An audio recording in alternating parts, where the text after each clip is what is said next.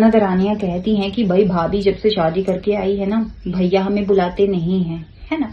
तो एक बात कहनी है आपसे, जब हम छोटे थे ना, मतलब सभी को यही कहा जाता है, जो भी लड़कियां हैं ना, कि तुम्हारा असली घर जब शादी करके चली जाओगी तो ससुराल ही तुम्हारा असली घर होगा, है ना। तो यही जो बात है वो ननद रानी के लिए भी लागू होती है कि ननद रानी का असली घर उसका मायका नहीं, उसका ससुराल है ना। लेकिन कुछ नंदे ऐसी होती हैं कि भाभीियों का जीना मुश्किल कर देती हैं, माँ भाभी को भड़काती हैं, है ना। माँ और भाभी को भिड़ा देंगी, भैया भाभी को भिड़ा देंगी, है ना। जब तक भाभी चुप है, शांत है, तब तक वो अच्छी है। लेकिन जब भाभी की जुबान खुलती है तो वो भाभी बहुत बुरी बन जाती है ना।